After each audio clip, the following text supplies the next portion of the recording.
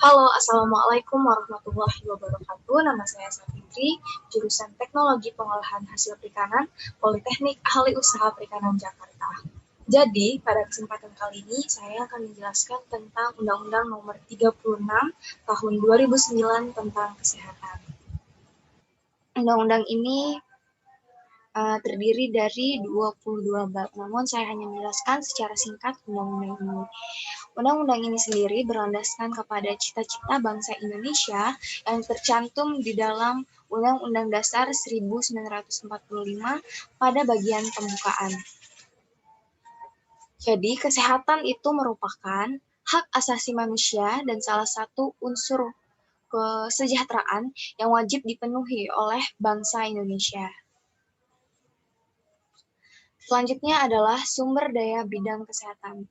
Sumber daya di bidang kesehatan itu meliputi segala bentuk dana, tenaga, pembekalan, kesehatan, sediaan farmasi dan pelayanan kesehatan, teknologi yang dimanfaatkan untuk penyelenggaraan upaya kesehatan yang dilakukan oleh pemerintah. Selanjutnya adalah tujuan pembangunan kesehatan, pasal 3.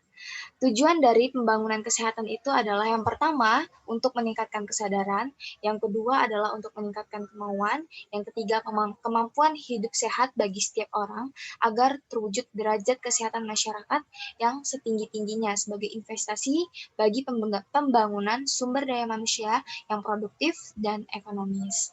Selanjutnya adalah pasal 16, tanggung jawab pemerintah terkait dengan sumber daya manusia. Pemerintah itu bertanggung jawab atas ketersediaan sumber daya di bidang kesehatan. Pasal ini menjelaskan bahwa untuk terselenggaranya pelayanan kesehatan yang merata, maka diperlukan tenaga kesehatan yang merata dan tidak dalam artian pemberdayaan dan peran, sehingga memudahkan masyarakat untuk memperoleh layanan kesehatan.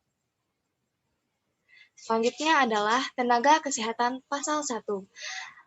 Pada pasal ini dijelaskan bahwa orang yang mengabdikan diri pada bidang kesehatan memiliki pengetahuan dan wewenang untuk melakukan upaya kesehatan. Itu adalah definisi dari tenaga kesehatan.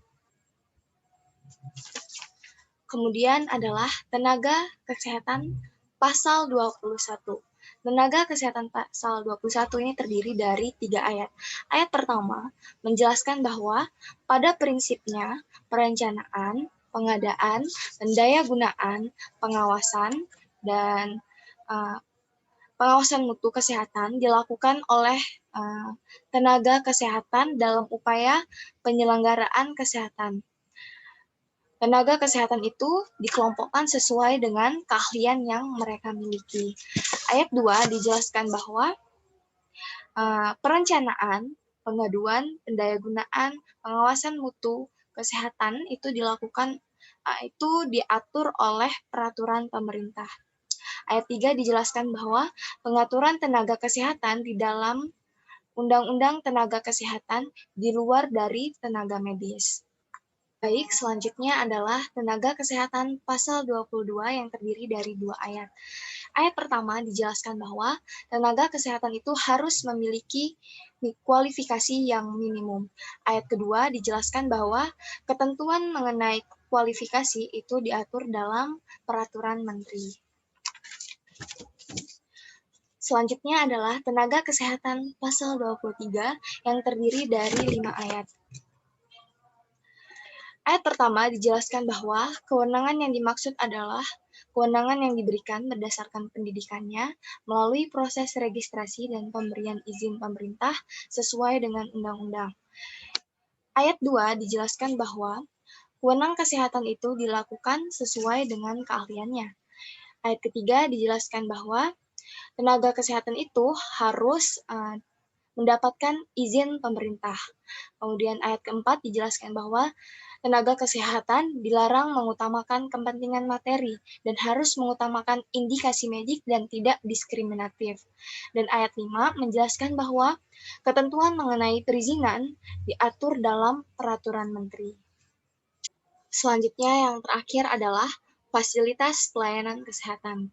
Fasilitas pelayanan kesehatan ini terdapat pada pasal 34 ayat 2. Di sini dijelaskan bahwa bagi tenaga kesehatan yang sedang menjalani proses belajar, diberikan izin secara kolektif sesuai dengan ketentuan peraturan perundang-undangan. Hanya itu yang dapat saya sampaikan. Saya ucapkan terima kasih.